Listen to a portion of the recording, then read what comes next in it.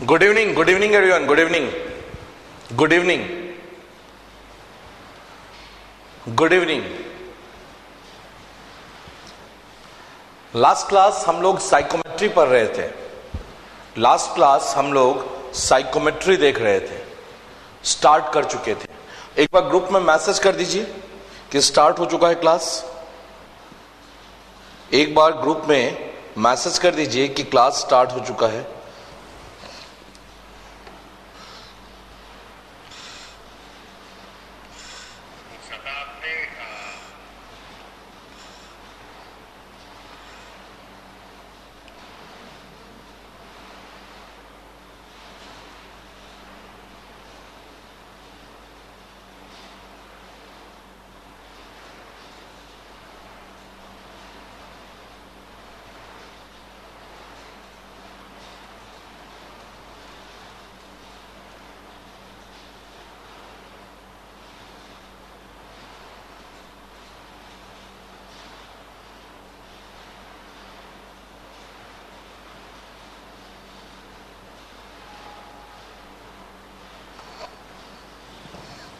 चलिए, कोई डाउट हो तो पूछिए प्लीज। कल के क्लास से कोई डाउट हो तो पूछिए।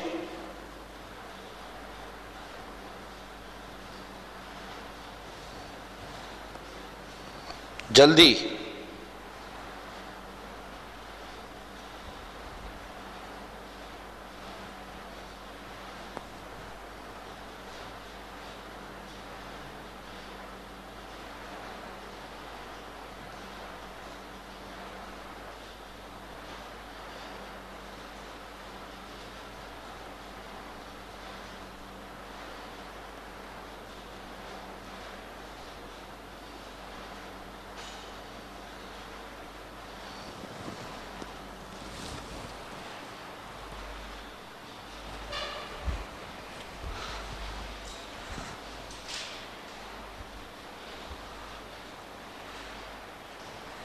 वीसीटीएस, वीसीटीएस क्या होता है?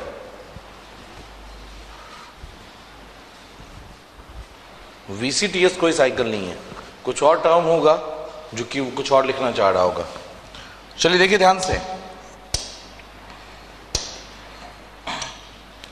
स्टार्ट करते हैं। Psychometric terms.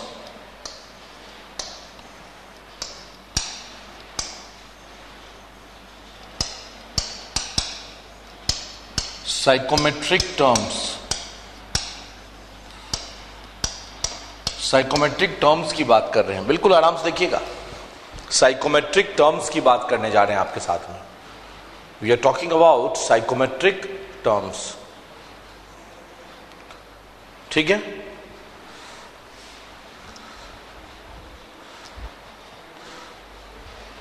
ड्राई एयर का डिग्री ऑफ फ्रीडम कैसे निकालेंगे? बताया था ना, P plus F equals two C plus 2 होता है। तो फेज कितने हैं? एक गैसियस फेज में है। डिग्री ऑफ फ्रीडम हमें फाइंड आउट करना है। कंपोनेंट्स कितने हैं? एक और प्लस 2, तो F इक्वल्स टू आ गया 2। ये हो गया आपका ड्राई एयर का degree of freedom. Dry air का डिग्री ऑफ फ्रीडम। कल तो मैंने शायद जब 7 से 8 यूट्यूब वाली क्लास चलती है उस पे भी ये बताया था। 7 PM टू 8 PM जो यूट्यूब पे क्लास चलती है उसमें भी आप में से बहुत सारे बंदे रहते हैं लाइव, उसमें मैंने डिस्कस भी किया था। ये उसमें ये कंसेप्ट मैंने शायद डिस्कस भी किया था, अगर आप हो गए तो देखा था या नहीं? चलिए आगे बढ़े। Shall we proceed further? चलिए आगे बढ़ते हैं हम। बिल्कुल ध्यान से देखिएगा, ठीक है ना? बिल्कुल ध्यान से देखिएगा। कल की क्लास आपकी ऑफ रहेगी, ठीक है। कल जो 5 से 7 की क्लास है वो ऑफ है आपकी। क्लियर? ध्यान रखिएगा, कल जो 5 to 7 की क्लास है वो ऑफ है, क्योंकि कल एग्जाम है यूपी लेक्चर का, तो उसके सॉल्यूशन की डिस्कशन रहेगी 5:15 ऑनवर्ड्स, ठीक है ना। उसमें क्या क्या क्वेश्चंस पूछे गए हैं, technical as well as non technical, उसका डिस्कशन है 5:15 ऑनवर्ड्स, 5:15 ऑनवर्ड्स उसका डिस्कशन होगा। तो कल जितनी भी मैकेनिकल की क्लासेस हैं वो सस्पेंडेड हैं, और अगर आप चाहें कि क्वेश्चन का पैटर्न देखना तो आप देख सकते हैं, ठीक है ना। अगर आपको देखना हो कि नहीं कौन से क्वेश्चन आए थे किस सेक्शन से, मान लो आपने एग्जाम नहीं दिया है, फिर भी कोई दिक्कत वाली बात नहीं है। क्वेश्चंस क्या पूछे गए हैं, क्योंकि वो मेमोरी बेस्ड नहीं है, वो ऑफलाइन पेपर है, तो हु बहू क्वेश्चन ज्यों का त्यों क्वेश्चन आपकी बोर्ड पे आएगा।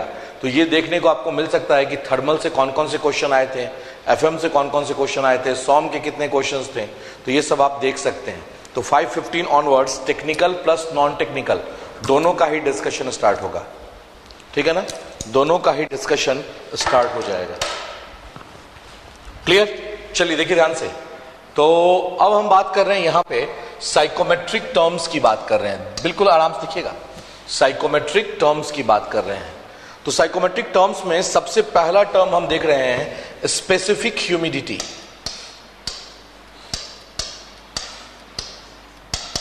Specific humidity,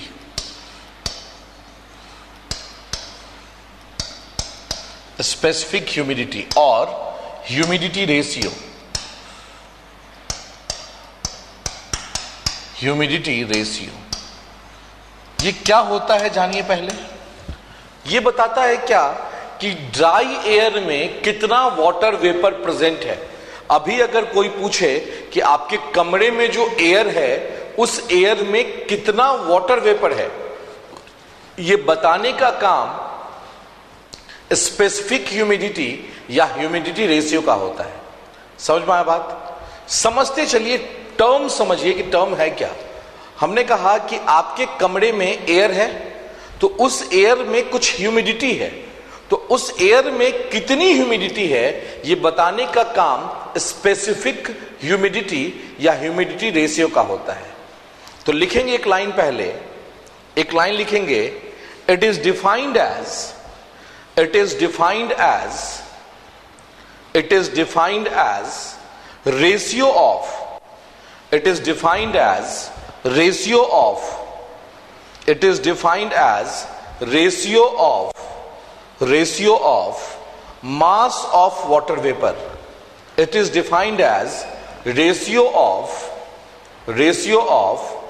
mass of water vapor, mass of water vapor, mass of water vapor per kg of dry air, per kg of dry air, per kg of dry air, per kg of dry air, per kg of dry air, ठीक है ना, per kg of dry air in a given volume, in a given volume and given temperature, in a given volume and given temperature, in a given volume and given temperature। देखिए ध्यान से, इसको denote करते हैं small w से। तो W बराबर होता है मास of vapour upon mass of air. लिखना मतलब इसकी यूनिट हो गई kg पर kg of dry air, kg पर kg ऑफ ड्राई एयर इसकी यूनिट होती है। एक इक्वेशन आपको पता होगा, PV इक्वल्स टू MRT, पता है PV इक्वल्स टू MRT, ये इक्वेशन आप जानते हैं। इसी इक्वेशन को हम यहां यूज करने जा रहे हैं। देखिएगा ध्यान से, सबसे पहले वेपर के लिए बात करते हैं, तो लिख सकते हैं P वेपर, V वेपर का होगा या V कंप्लीट होगा, V वेपर का होगा या V कंप्लीट होगा, V कंप्लीट होगा ना। अगर आपके कमरे में एयर है तो उस पूरे एयर में वाटर वेपर है, मतलब पूरे रूम में वाटर वेपर फैला हुआ है। तो वाटर वेपर की जब वॉल्यूम की बात होगी तो पूरे कमरे का वॉल्यूम आ जाएगा, तो वॉल्यूम जो है वो कंप्लीट होगा। Equals to mass of water vapour, R of water vapour और टेम्परेचर कंप्लीट, टेम्परेचर कंप्लीट। ये हो गया इक्वेशन नंबर 1। इसी तरीके से अगर आप एयर के लिए लिखना चाहें तो P air, V mass of air, R of air, T। ये हो गया आपका इक्वेशन नंबर 2, ये हो गया आपका इक्वेशन नंबर 2। अब अगर हम बात करें तो लिख सकते हैं यहां पे equation 1 divided by equation 2, equation 1 divided by equation 2, तो ये क्या आ जाएगा, P V by P A equals to M V by M A into R V by R A. तो अगर आप चाहें M V by M A find out करना तो कर सकते हैं, M V by M A equals to P V by P A और into are A by R V, R A by R V. R क्या है, characteristic gas constant, are क्या है, कैरेक्टरिस्टिक गैस कांस्टेंट, मैंने बताया था आपको।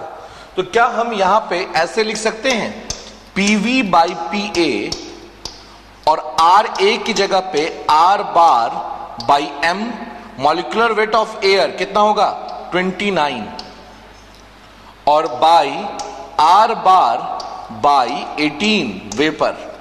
तो ये हो गया आपका mass of vapour by mass of air equals to P V by P A और इंटू 18 बाई 29, 18 बाई 29। तो जब 18 बाई 29 को सॉल्व करेंगे तो आएगा 0.622। तो इसका मतलब M V by M A equals to हो गया 0.622 पीवी अपॉन पी ए।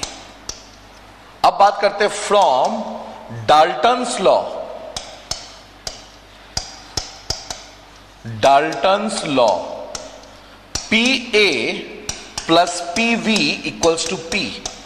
तो पी ए इक्वल्स टू आ गया P minus P V, P minus P we.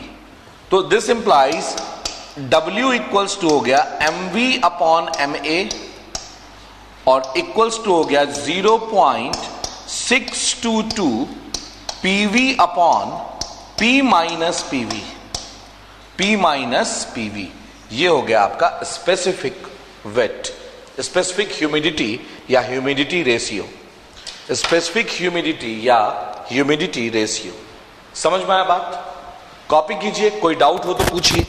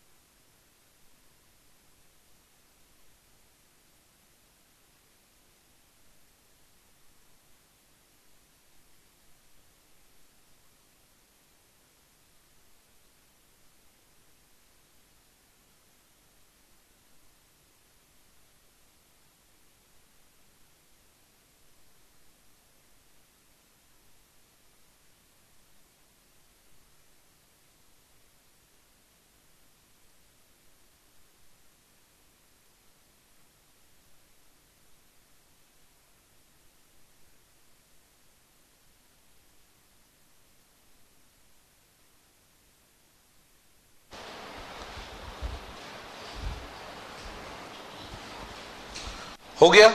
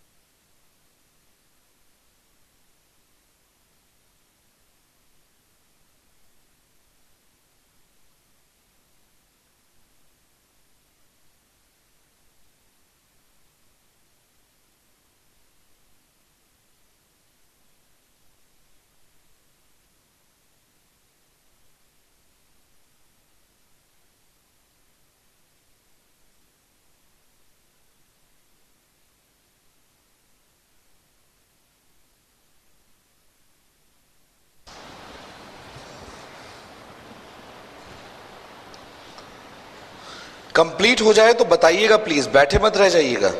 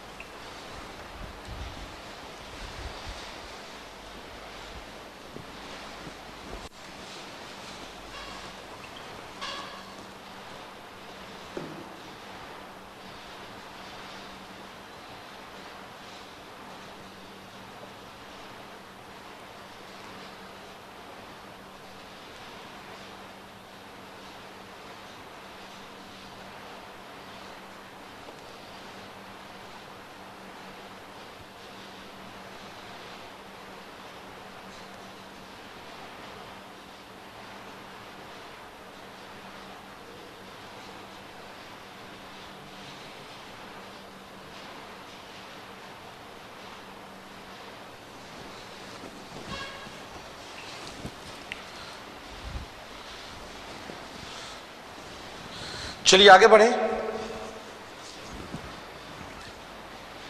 आगे बढ़े। अब बात करते हैं हम आपसे रिलेटिव ह्यूमिडिटी की। रिलेटिव ह्यूमिडिटी,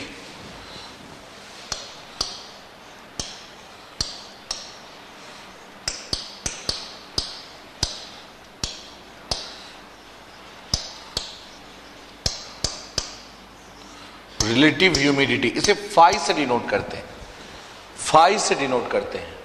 ये क्या है बताएं। हमने कहा कि हमारे पास एक कंटेनर है, इस कंटेनर में इतना वाटर वेपर है, इस कंटेनर में इतना वाटर वेपर है, कितना एमवी वाटर वेपर प्रेजेंट है। लेकिन हमें इसे सेचुरेटेड करना है, हमें इसे सेचुरेटेड करना है। तो इसके लिए कितना वाटर वेपर होना चाहिए? इसे अगर सेचुरेटेड करना है तो इसके लिए कितना वाटर वेपर होना चाहिए? इसी का रेशियो फाई कहलाता है। समझ में आया बात? अभी है कितना एमवी, लेकिन अगर हम इसे सेचुरेशन करना चाहते हैं, सेचुरेटेड करना चाहते हैं, तो कितना वाटर वेपर होना चाहिए? इसी दोनों के रेशियो को हम कहते हैं relative humidity and it is denoted by phi. तो लिखेंगे एक line, it is defined as the ratio of, it is defined as the ratio of, it is defined as the ratio of mass of water vapor. It is defined as the ratio of mass of water vapor, mass of water vapor to the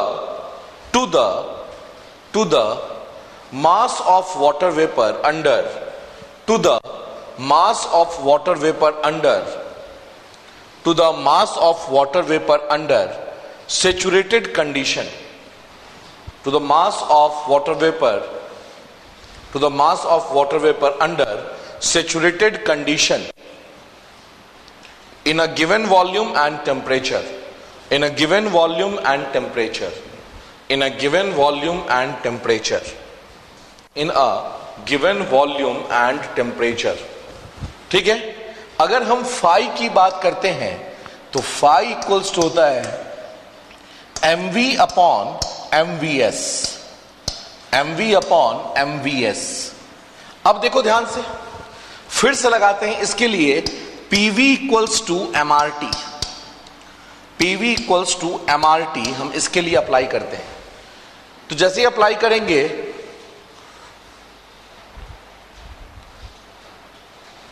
ठीक है ना, MVS क्या है? मास of water vapour under saturation condition. ठीक है, तो अगर pressure की बात करेंगे वेपर की, वी है, एम वेपर, आर वेपर और T complete, P under saturation condition pressure कितना है PVS, वॉल्यूम कितना है V, मास कितना है MVS, mass of vapour under saturation condition RVS और अपॉन T। ये इक्वेशन नंबर 1 और ये इक्वेशन नंबर 2। अब इसको डिवाइड कर दीजिए equation 1 divided by equation 2, equation 1 divided by equation 2। तो देखिए V और V हो गया कैंसल, तो इसको लिख सकते हैं PV upon PVS equals to हो गया आपका MV अपॉन MVS, क्योंकि RV और RVS तो सेम होगा, क्योंकि R इक्वल्स टू होता है R बार अपॉन M, तो R बार तो कांस्टेंट है। और मास ऑफ वेपर की बात करो नॉर्मल कंडीशन में या मास ऑफ वेपर की बात करो अंडर सेचुरेशन कंडीशन में, तो दोनों ही वैल्यू क्या होगा, सेम होगा। ठीक है ना, तो बिल्कुल ये दोनों टर्म कैंसिल हो गया। तो हम लिख सकते हैं this implies phi equals to, या तो आप लिखिए mass of vapour by mass of vapour under saturation condition, या फिर आप लिखिए PV अपॉन PVS। दोनों ही सही है, कोई भी गलत नहीं है। क्लियर? कॉपी कीजिए प्लीज, कॉपी कीजिए।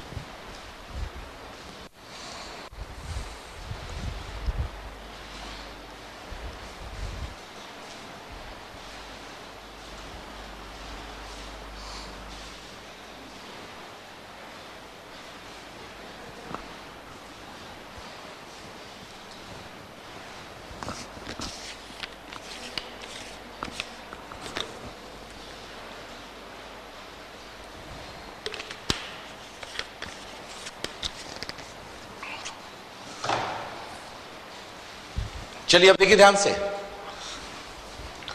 अब बात करेंगे। कोई बोल दे कि अच्छा ठीक है, स्पेसिफिक ह्यूमिडिटी और रिलेटिव ह्यूमिडिटी क्या बताता है, दोनों का अलग अलग सिग्निफिकेंस है, क्या है? तो हम नोट डाल के लिख सकते हैं क्या कि स्पेसिफिक ह्यूमिडिटी जो W है वो हमें यह बताता है कि अभी कितना स्पेसिफिक ह्यूमिडिटी, अभी कितनी वाटर वेपर प्रेजेंट है।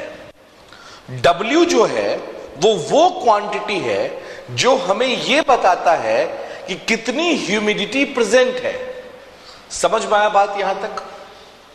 W वो क्वांटिटी है जो हमें यह बताएगा कितनी ह्यूमिडिटी प्रेजेंट है, और फाई वो क्वांटिटी है जो आपको यह बताएगा कि और कितनी क्वांटिटी ऐड की जा सकती है। सपोज मान लो फाई की वैल्यू है 100%, इसका मतलब अब इसमें 0% स्पेसिफिक ह्यूमिडिटी ऐड की जा सकती है। 0% स्पेसिफिक ह्यूमिडिटी ऐड की जा सकती है, ध्यान रखना, 0% स्पेसिफिक ह्यूमिडिटी ऐड की जा सकती है।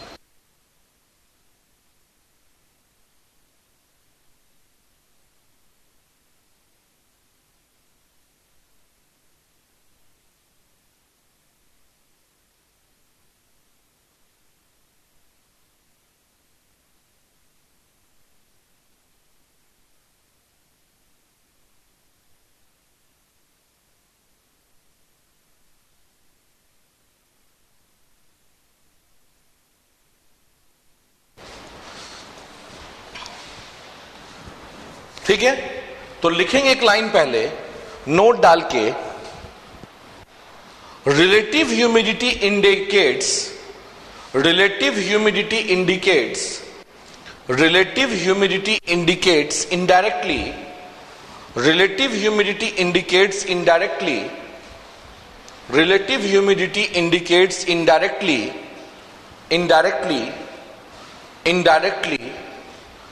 the moisture absorption capacity, the moisture absorption capacity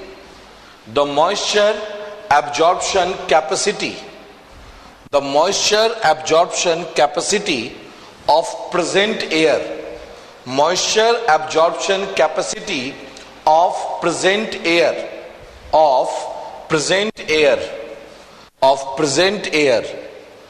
whereas specific humidity indicates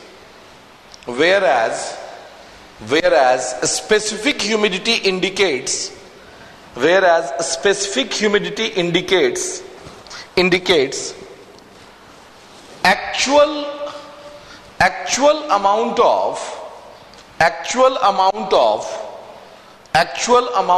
water vapor, actual amount of water vapor present in the air, actual amount of water vapor present in the air, actual amount of water vapor present in the air, present in the air, present in the air. ठीक है या कोई doubt?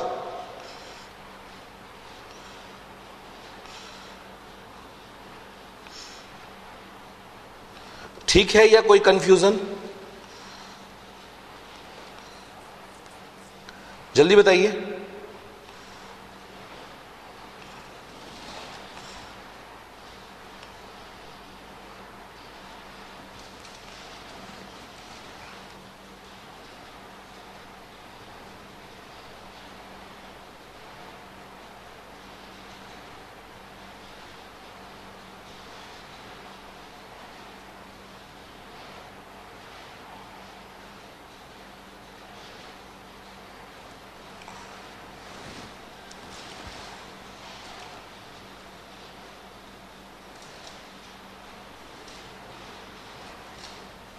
आगे बढ़ जाएं।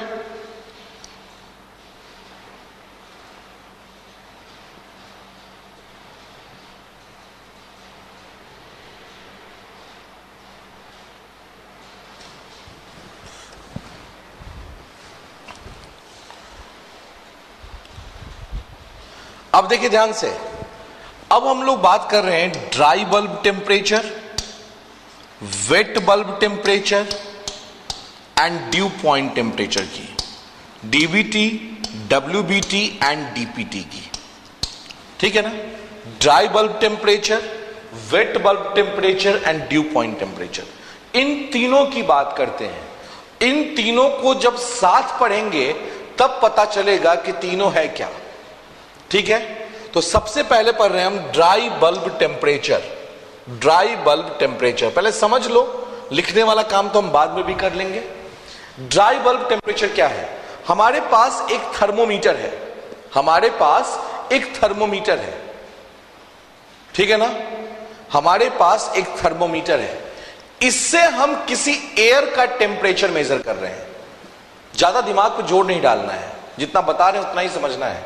हमारे पास एक thermometer है, इससे हम किसी एयर का टेम्परेचर मेजर कर रहे हैं, तो उस टेम्परेचर को हम कहेंगे ड्राई बल्ब टेम्परेचर।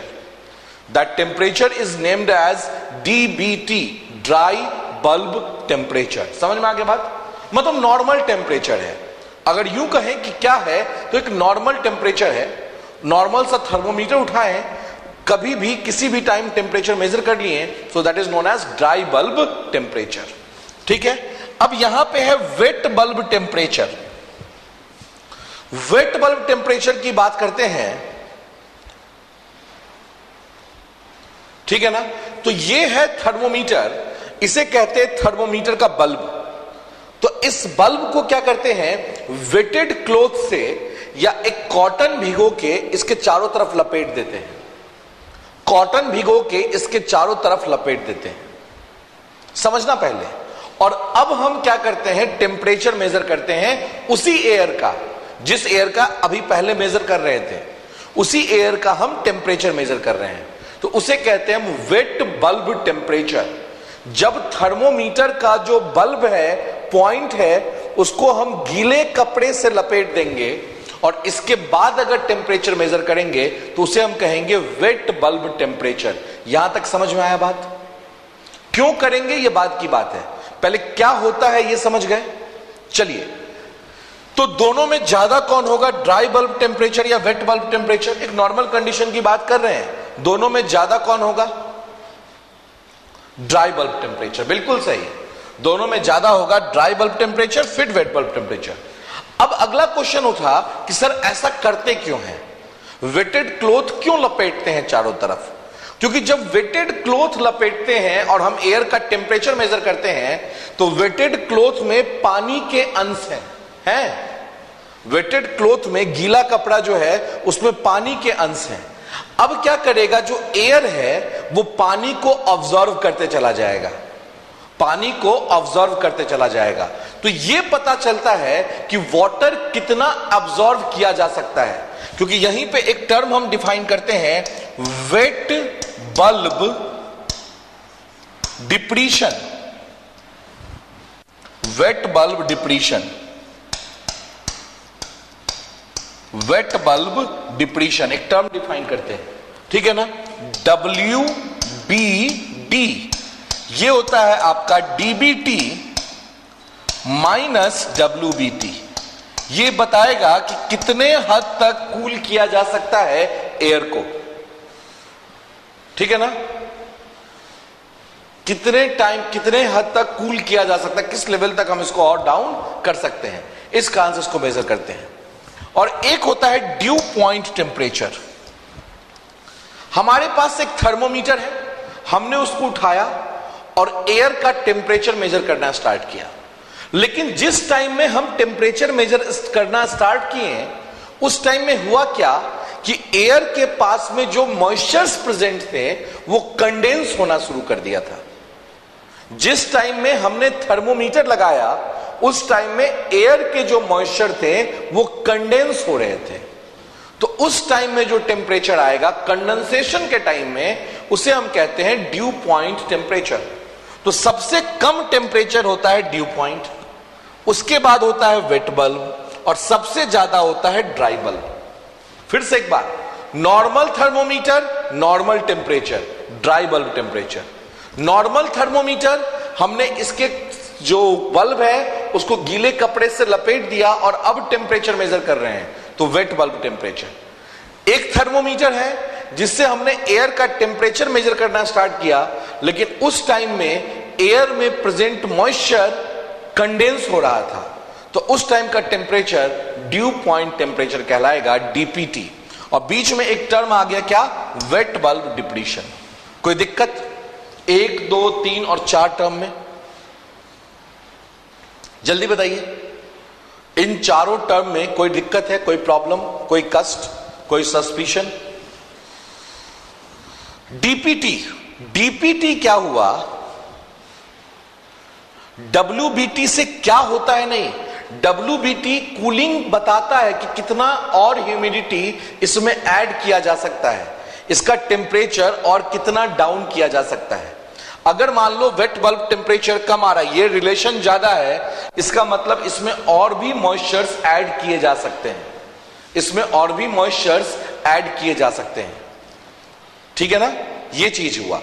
DPT जो है वो मान लो सपोज हमारे पास ये थर्मोमीटर है, बार बार एक ही चीज बोलने में मजा नहीं आता है, समझे बात। एक्चुअली आप लोग क्या समझते हो, सुनते तो हो नहीं, या वीडियो हो गया आपका रुक गया और आप सीधा बोल देते हो नहीं सर एक बार फिर से, तो वो चीज नहीं, फिर से वही बात बोल रहे हैं। ये है DPT मेजर करने के लिए। तो यहां जो एयर प्रेजेंट है ना, जिसका टेम्परेचर मेजर कर रहा है, इस एयर में कुछ मॉइस्चर थे, वो मॉइस्चर कंडेंस होना स्टार्ट कर दिया था। वो मॉइस्चर जो था वो कंडेंस हो रहा था उस टाइम में, मतलब एयर प्लस वाटर वेपर था, वाटर वेपर का कंडेंसेशन हो रहा था, एयर में प्रेजेंट मॉइस्चर लिक्विड में कन्वर्ट हो रहा था, उस टाइम का टेम्परेचर डीपीटी कहलाता है। लिखना स्टार्ट करें, लिखना स्टार्ट करें। तो लिखेंगे dry bulb temperature, dry bulb temperature, dry bulb temperature, dry bulb temperature,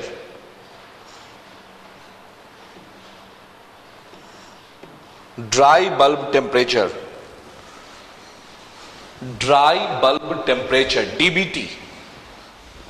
लिखिए, it is the temperature of air, it is the temperature of air, it is the temperature of air measured by, it is the temperature of air measured by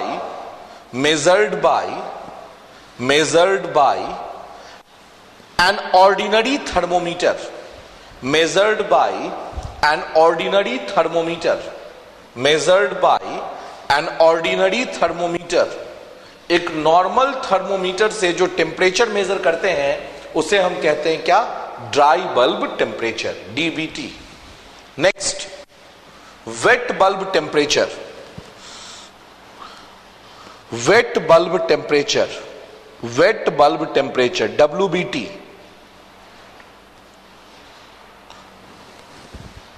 WBT.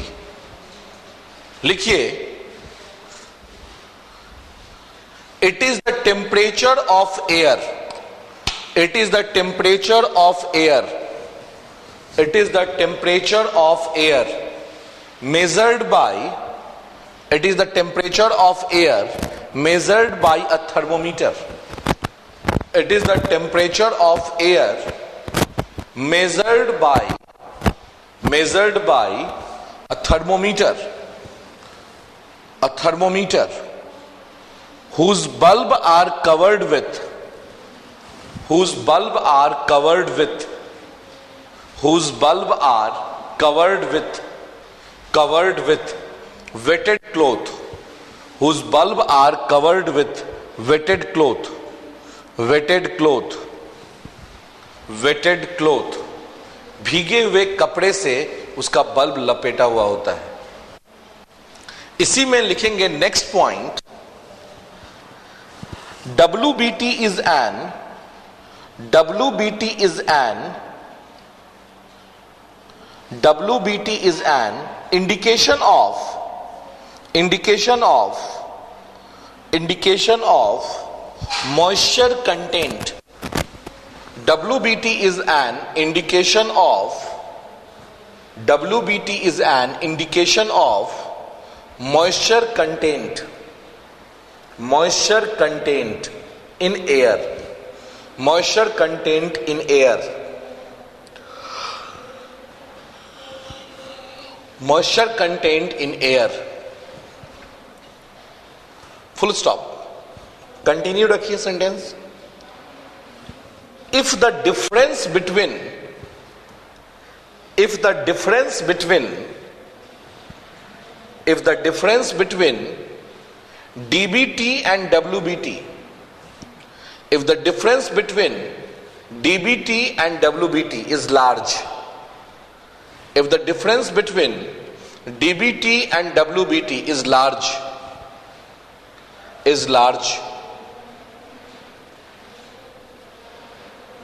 that is moisture content in air is less, that is moisture content in air is less,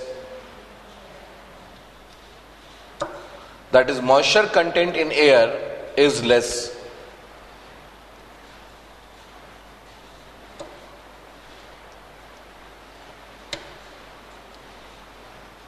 ठीक है ना?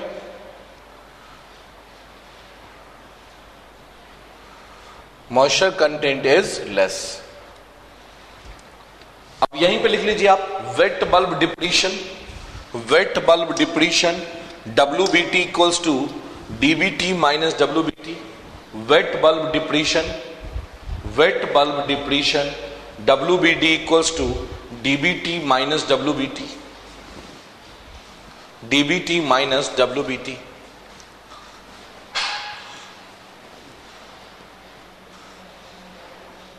अब लिखिए due point temperature, due point temperature, due point temperature, bracket में DPT, due point temperature लिखिए, it is the temperature at which, it is the temperature at which, it is the temperature at which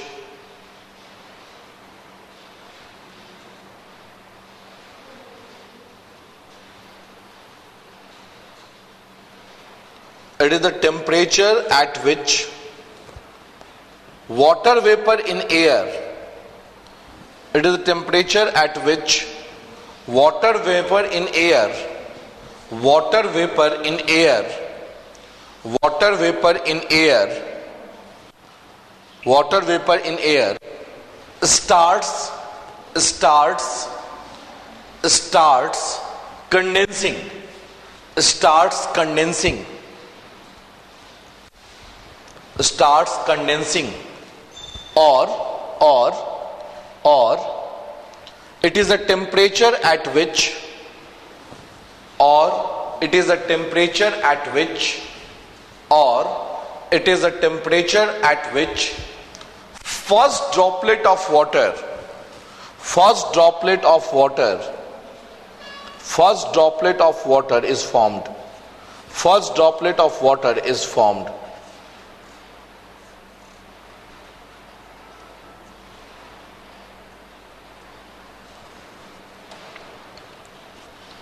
ठीक है, अब लिखेंगे यहीं star mark करके, note डाल के लिखेंगे, note, note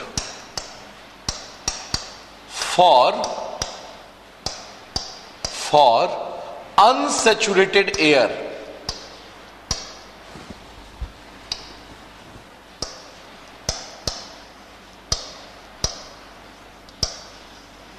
for unsaturated air, अगर एयर अनसैचुरेटेड है तो उस केस में सबसे ज्यादा होता है डीबीटी, फिर होता है डब्ल्यूबीटी, और फिर होता है डीपीटी।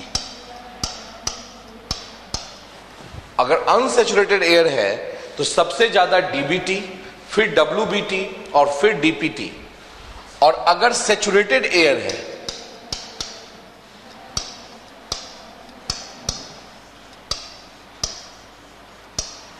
फॉर सैचुरेटेड एयर तीनों बराबर होता है, DBT equals to WBT equals to DPT.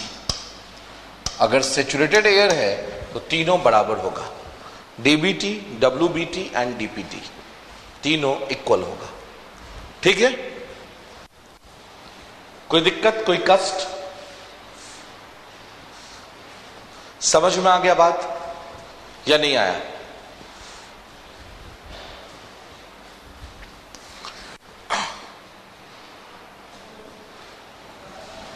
Next, इसी में पॉइंट ही चल रहा है, for saturated air,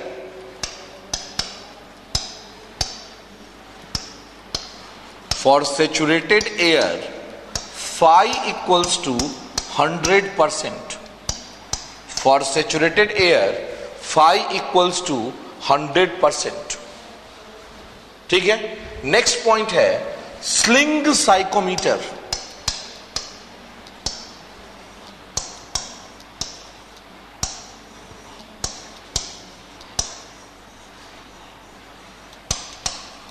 is used for finding out sling psychometer is used for finding out both DBT and WBT, DBT and WBT। हो गया copy?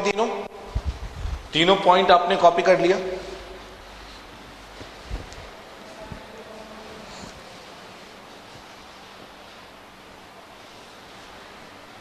कर लीजिए जल्दी से।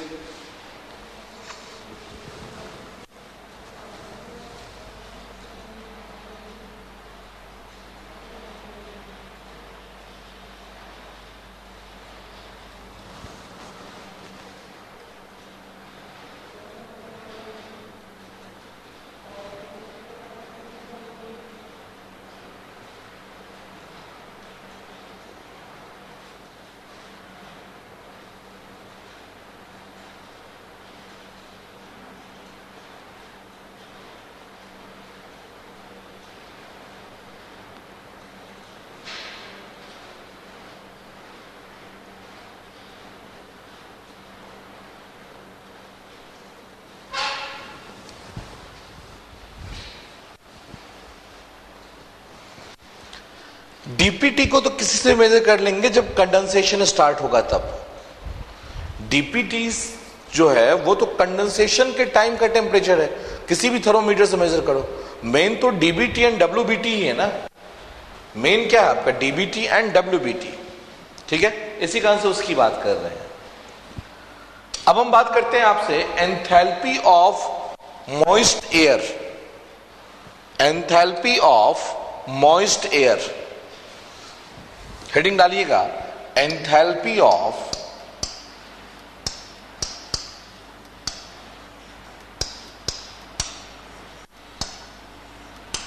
Moist air.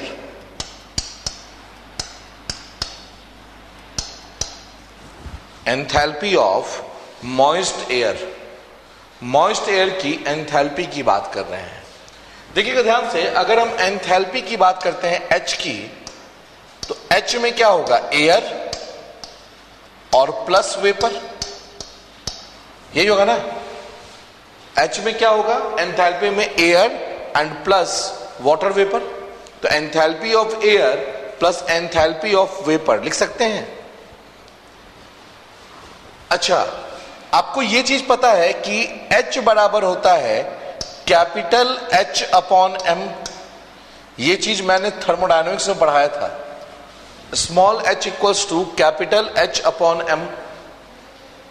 स्पेसिफिक एंथैल्पी की बात करते हैं तो, स्पेसिफिक एंथैल्पी की बात करते हैं तो, ठीक है। तो अगर हम लिखें इसको H इक्वल्स टू, तो ऐसे लिख सकते हैं MaHa और प्लस MvHv। यस और no, H equals to MaHa plus MvHv लिखा जा सकता है, हाँ या ना, लिख सकते हैं। अगर हम बात करें इस H की, तो इस H को ऐसे लिख सकते हैं M into H equals to MaHa और प्लस MvHv। तो ये मास किसका है, एयर का ही तो है, टोटल एयर की एंथैल्पी चल रही है। तो अगर हम H की बात करें तो लिख सकते हैं Ha plus Mv upon Ma into Hv। ये एयर की ही बात चल रही है ना, तो हम लिख दिया Ma इंटू H। इसी एयर में वाटर वेपर की बात है, तो इसी एयर में वाटर वेपर को क्या कहते हैं हम, W। इसी एयर में वाटर वेपर को हम कहते हैं W। तो H equal sorry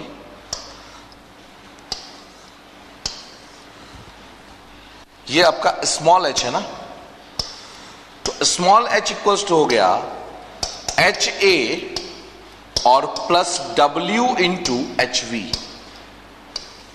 H equals to आ गया Ha plus W into HV। अब आपको Ha और HV की बात करना है, Ha और HV की बात करना है, नहीं तो एंथैल्पी ऑफ ड्राई एयर। देखना ध्यान से,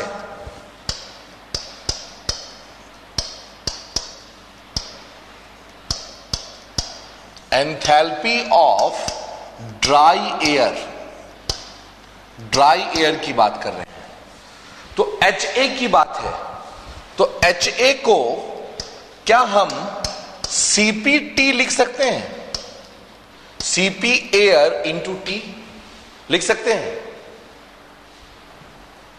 यस और no? Cp air into T. तो अगर लिख सकते हैं तो आप हमें यह बताइए टी कौन सा टेम्परेचर है। अगर लिख सकते हैं तो हमें यह बताइए टी टेम्परेचर कौन सा है।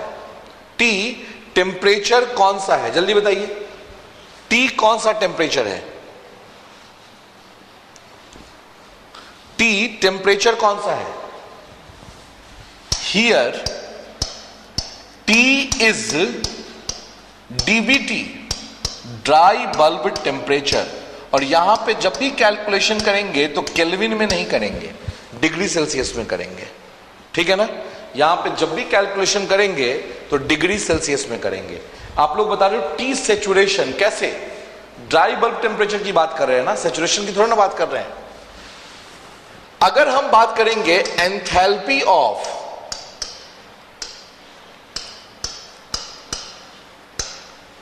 वाटर वेपर, तो HV इक्वल्स टू, तो वाटर वेपर के पास में सबसे पहले लेटेंट हीट होगा। जब वाटर वेपर बना तो ड्यूरिंग फेज चेंज उसके पास में कुछ लेटेंट हीट रहा होगा। ड्यूरिंग फेज चेंज उसके पास में कुछ लेटेंट हीट रहा होगा। तो सबसे पहले तो होगा इसमें LH, और फिर जो वाटर वेपर होता है वो सुपर हीटेड कंडीशन में रहता है। Water vapour super heated condition में एडेड होता है। तो सुपर हीटेड कंडीशन का मतलब हो गया Cp vapour into T, Cp vapour into T, यह है सुपर हीटेड कंडीशन। यहां पे टी क्या है? Dry bulb temperature. So this implies, अगर आप H की बात करें तो H बराबर हम लिख सकते हैं Cp air into T plus W into LH और plus Cp vapour into T. तो अगर आप H की बात करें तो Cp एयर कितना होता है? 1.005 T plus W specific humidity, और LH की वैल्यू कितनी होती है? 2500। Cp वेपर होती है 1.88 और ये हो गया T। तो ये हो गया आपका एंथैल्पी का formula. It is the formula of enthalpy. Copy कीजिए प्लीज।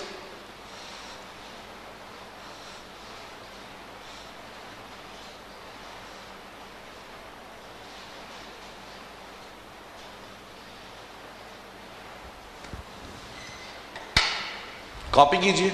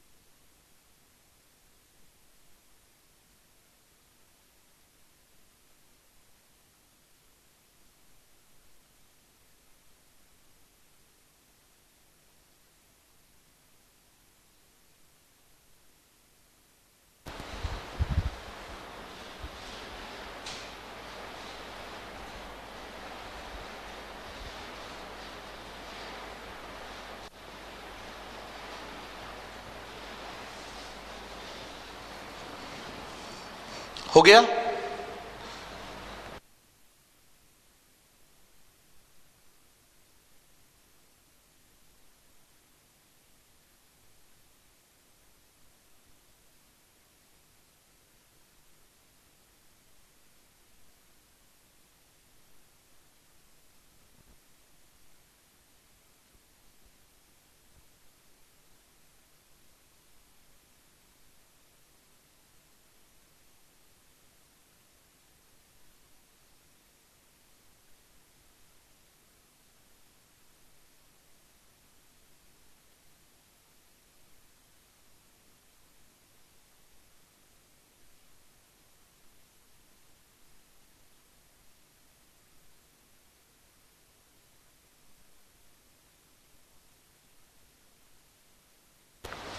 चलिए आगे बढ़ते हैं।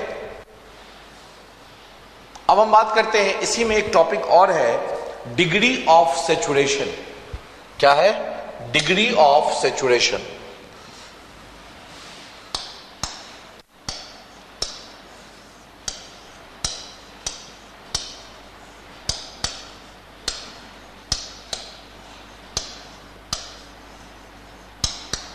डिग्री ऑफ सैचुरेशन, इसे हम म्यू से डिनोट करते हैं। डिग्री ऑफ सैचुरेशन को हम लोग म्यू से डिनोट करते हैं, ध्यान रखिएगा, it is denoted by mu. तो अगर हम डिग्री ऑफ सैचुरेशन की बात करेंगे तो ये होता क्या है? म्यू होता है W, मतलब क्या हुआ? स्पेसिफिक ह्यूमिडिटी, स्पेसिफिक ह्यूमिडिटी या humidity ratio upon WS under saturation condition, W by WS। अब W की अगर बात करेंगे तो W बराबर था, मैंने अभी जस्ट पढ़ाया था, 0.622 PV upon P minus PV। और अगर आप WS की बात कर लें तो 0.622 PV नहीं, PVS by P minus PVS। इस दोनों को डिवाइड कर दीजिए तो यहां से निकल जाएगा म्यू। तो म्यू इक्वल्स टू आ जाएगा PV upon PVS, PV upon P minus PV और into P minus PVS by PVS। तो म्यू इक्वल्स टू हो गया PV अपॉन PVS और into P minus PVS by P minus PV। अब आप हमें यह बताइए कि यह क्या होता है? PV बाई PVS होता क्या है? PV बाई PVS क्या होता है? PV अपॉन PVS क्या होता है? What is PV upon PVS? What is PV upon PVS? Relative humidity, that is phi. That is phi. तो अगर आप म्यू की बात करें तो म्यू बराबर हो जाएगा या तो W बाई WS या फिर आप कह सकते हैं phi into P minus PVS by P minus PV by P minus PV by P minus PV। ठीक है?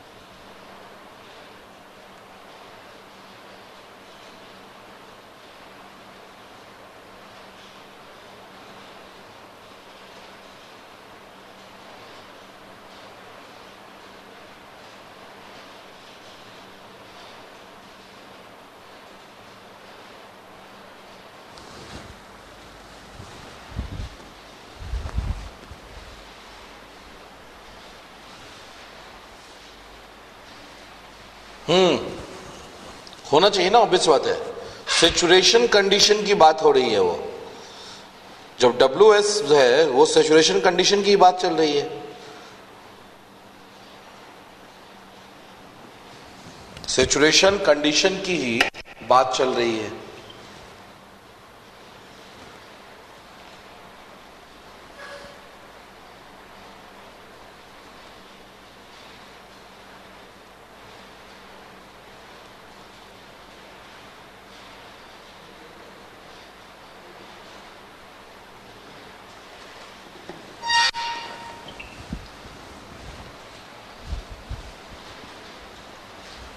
हो गया, आगे बढ़े। Shall we proceed further? Shall we proceed further? चलिए अब हम बात करते हैं आपसे development of psychometric chart. Development of psychometric chart.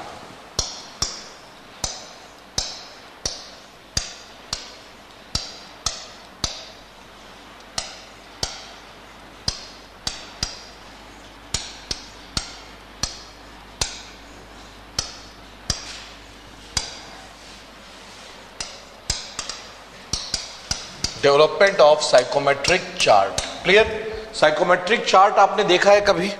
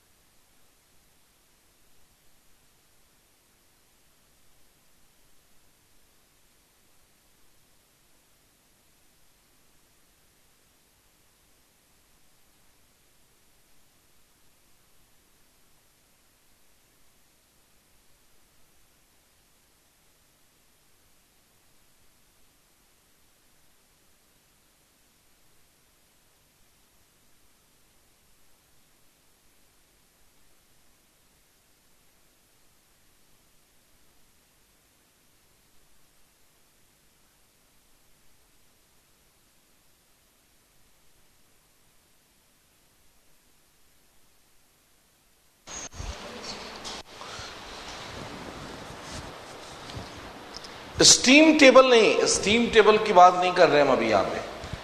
Development of psychometric chart में देखो, सबसे पहला कि सारे लाइंस को हम रिप्रेजेंट करेंगे। अब यहां पे जितने भी लाइंस है ना, सबको हम लोग यहां पे रिप्रेजेंट करेंगे। जैसे ड्राई बल्ब टेम्परेचर लाइन है, वेट बल्ब टेम्परेचर लाइन है, ड्यू पॉइंट टेम्परेचर लाइन है, ठीक है। इसके बाद क्या है आपका W लाइन है, फाई है, V है, इस सब को हम लोग देखेंगे, ठीक है। टोटल 7 पैरामीटर्स हम लोग यहां देखेंगे। तो सबसे पहले हम देख रहे हैं आपका dry bulb temperature line, DBT line. देखिएगा, सिर्फ बनाइएगा मत। DBT लाइन कॉपी तो आप कभी भी कर लीजिएगा। DBT लाइन की बात करते हैं, ये देखना ध्यान से। ये है साइकोमेट्रिक चार्ट, ये है साइकोमेट्रिक चार्ट। इस पे मार्क होता है DBT, ड्राई बल्ब टेम्परेचर, इस पे लिखा होता है। अगर ये नहीं समझ में आया तो ऑब्जेक्टिव क्वेश्चन फंस जाएगा, नहीं बनेगा। ऑब्जेक्टिव क्वेश्चन फंसते चला जाएगा, ध्यान रखिएगा। तो ये है DBT। DBT लाइन जो होता है वो वर्टिकल लाइन होता है। DBT लाइन कैसा होता है? वर्टिकल लाइन होता है, ठीक है, बिल्कुल ध्यान रखिएगा। वर्टिकल लाइन होता है। ये है 0, ये है 5 डिग्री, ये है 10 डिग्री, ये 15 डिग्री सेल्सियस, नहीं ये डिग्री सेल्सियस में है, ये 20 डिग्री सेल्सियस, ये 25 डिग्री सेल्सियस, ये है 30 डिग्री, इस टाइप से रहता है, ठीक है ना। ये DBT। मतलब अगर आपको किसी भी पॉइंट पे ड्राई बल्ब टेम्परेचर देखना हो तो आप देख सकते हैं। अगर मान लो किसी ने कहा कि भाई यहां बताओ कि ड्राई बल्ब टेम्परेचर कितना होगा, आप बता सकते हैं? बोला बिल्कुल बता सकते हैं। कैसे बताएंगे? तो नीचे देखेंगे सीधे सीधे और बताएंगे कि ये है ड्राई बल्ब टेम्परेचर 20 से 25 के बीच में, 22.5 सही है। इसमें इंक्रीजिंग ऑर्डर कौन सा है? तो देखो ध्यान से, ये जो है ये इंक्रीजिंग ऑर्डर है, +X is increasing order, increasing order, समझ में आया बात या नहीं? ये जो है इंक्रीजिंग ऑर्डर है, इधर बढ़ेगा। ठीक है, बिल्कुल ध्यान से रखिएगा। इसके बाद हम बात करते हैं स्पेसिफिक ह्यूमिडिटी लाइन।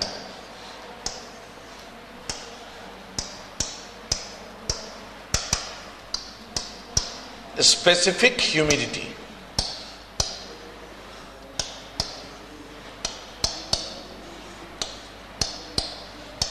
देखना ध्यान से।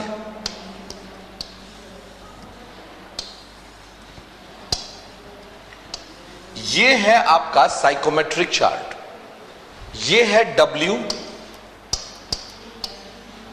और ये है क्या, DBT, dry bulb temperature. W यहां मार्क है, तो W जब देखना होता है तो ये एक हॉरिजॉन्टल लाइन ड्रॉ करते हैं, ठीक है। और यहां पे मार्क होता है W, देखना ध्यान से, यहां पे मार्क होगा W। तो आप बिल्कुल आराम से देख सकते हैं, यस और नो, बिल्कुल आराम से देख सकते हैं। अगर इसके इंक्रीजिंग ऑर्डर की बात करेंगे तो ये है इसका इंक्रीजिंग ऑर्डर।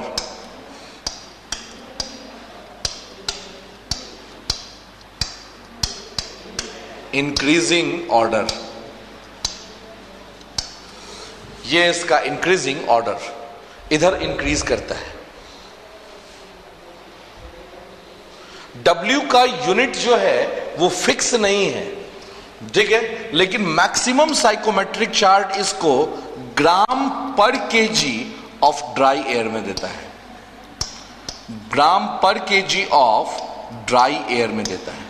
ध्यान रखिएगा, इसका यूनिट कोई फिक्स नहीं है। बहुत सारा साइकोमेट्रिक चार्ट केजी पर केजी में भी दे रखा है, लेकिन मैक्सिमम साइकोमेट्रिक चार्ट इसको ग्राम पर केजी ऑफ ड्राई एयर में देता है। आप देख सकते हो साइकोमेट्रिक चार्ट सर्च करोगे गूगल में और इमेज में जाओगे ना, तो भरे पड़े साइकोमेट्रिक चार्ट मिल जाएंगे। चलिए नेक्स्ट, इसके बाद बात करते हैं हम आपसे due point temperature line. Due point temperature line, due point temperature line. अब ये देखिए कैसा होता है, डीपीटी लाइन कहते हैं इसको। डीपीटी लाइन कैसा होता है, अब इसकी बात करते हैं। तो ये है साइकोमेट्री, बिल्कुल आराम से, ये है साइकोमेट्री चार्ट, ठीक है ना। अब क्या है कि ड्यू पॉइंट जब देखना है तो ड्यू पॉइंट कर्व नहीं होता है, बिल्कुल ध्यान रखना, हड़बड़ाना नहीं है, इंक्लाइंडेड भी नहीं होता है। ड्यू पॉइंट यहां मार्क है, टेम्परेचर यहां मार्क होता है, देखना ध्यान से, यहां पे टेम्परेचर मार्क होता है, ठीक है ना। इसको भी देखते हैं हॉरिजॉन्टल लाइन से ही, इसे भी देखते हैं हॉरिजॉन्टल लाइन से ही। तो एक तो हॉरिजॉन्टल लाइन से देख रहे थे W को, एक हॉरिजॉन्टल लाइन से देखते हैं DPT को। बस देखने का तरीका चेंज हो जाता है। DPT जब देखना होता है तो हम इधर देखते हैं, समझ में आया बात। ये है DPT, इधर देखते हैं DPT। इंक्लाइंड लाइन या कर्व नहीं होता है, ये भी कैसा लाइन है, हॉरिजॉन्टल लाइन ही है, समझ में आया बात। लेकिन इसके इंक्रीजिंग ऑर्डर की बात करेंगे तो ये होता है,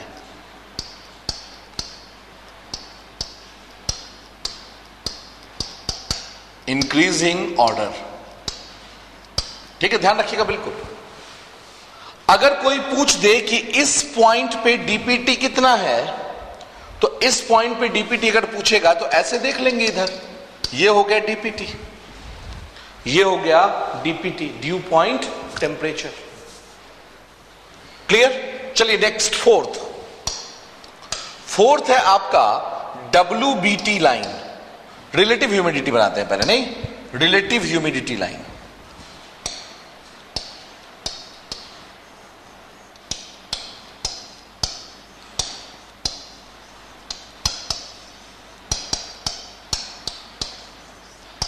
रिलेटिव ह्यूमिडिटी लाइन, देखिएगा ध्यान से।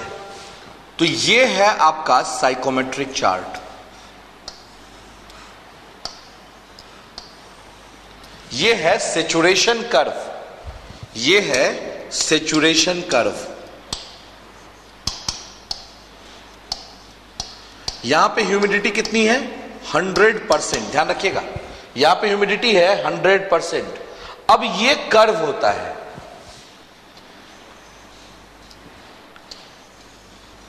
ऐसे। समझ में आया बात? ये कुछ ऐसा कर्व होता है, जैसे यहां पे 100% है, यहां पे 90 है, यहां पे 80 है, यहां पे 70 है। तो अगर इसके इंक्रीजिंग ऑर्डर की बात करेंगे तो ये हो जाएगा इसका इंक्रीजिंग ऑर्डर।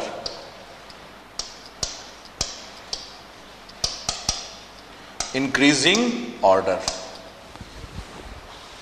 ये हो जाएगा इसका इंक्रीजिंग ऑर्डर। ठीक है ना? चलिए नेक्स्ट, फिफ्थ की बात करते हैं। फिफ्थ हम बताते हैं आपको WBT लाइन, वेट बल्ब या एंथैल्पी लाइन बताते पहले।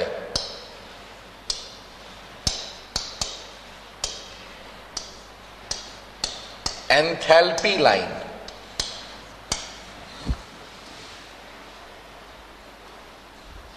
Fully water. फुल्ली वाटर का मतलब क्या होता है बे? ये सब इंजीनियर बनेंगे, बोले बन चुके हैं इंजीनियर, और फुल्ली वाटर कहते हैं उसे, कहते हैं सेचुरेटेड। फुल्ली वाटर, सेचुरेटेड उसे कहते हैं फुल्ली सेचुरेटेड। फुल्ली वाटर नहीं, फुल्ली वाटर थोड़े ना उसमें अब ह्यूमिडिटी ऐड आप नहीं कर सकते हैं, जितना ऐड करना था उतना ऐड हो चुका है।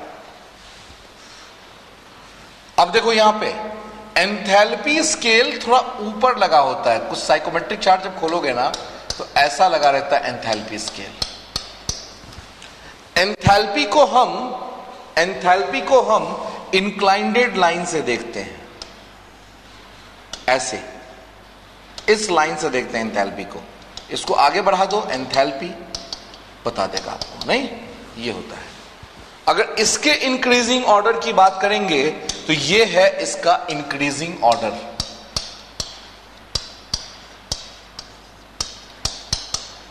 इंक्रीजिंग ऑर्डर, ठीक है ना? ये है इसका इंक्रीजिंग ऑर्डर। ठीक है, ये है इसका इंक्रीजिंग ऑर्डर। इसके बाद हम एक बात करते हैं आपसे लाइन की, वो है आपका WBT लाइन।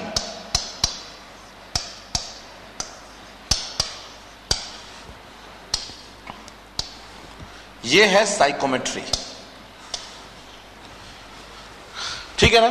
WBT यही मार्क होता है, जहां DPT मार्क है वहीं WBT मार्क है। इसे भी देखते हैं इंक्लाइंडेड लाइन से ही, इसे भी देखते हैं इंक्लाइंडेड लाइन से ही। ध्यान रखना, इसके लिए कोई स्पेशल लाइन नहीं ड्रॉ करते हैं, इंक्लाइंडेड लाइन से ही देखते हैं। ठीक है, इसका जो इंक्रीजिंग ऑर्डर है वो इधर है।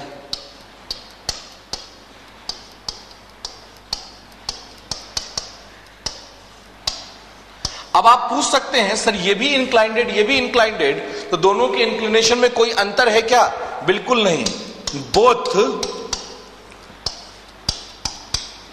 Enthalpy line, both enthalpy line and WBT line have same degree of inclination, same degree of inclination। दोनों का डिग्री ऑफ इंक्लिनेशन सेम है, दोनों इक्वली इंक्लाइंड कर सकता है, नहीं? Last, specific volume line.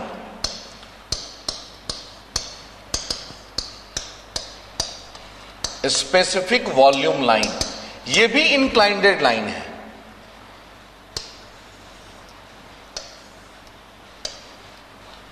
यह भी कैसा लाइन है? इंक्लाइंडेड लाइन है, लेकिन इसकी डिग्री ऑफ इंक्लिनेशन सबसे ज्यादा होती है इन दोनों से। यह भी इंक्लाइंड लाइन है, ठीक है? इसका यह है इंक्रीजिंग ऑर्डर।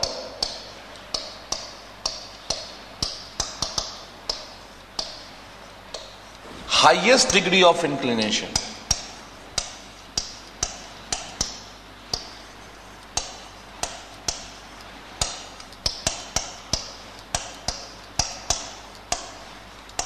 कंपैरिजन इसमें और इसमें हो रहा है, आप डीबीटी से कंपेयर मत कर लेना।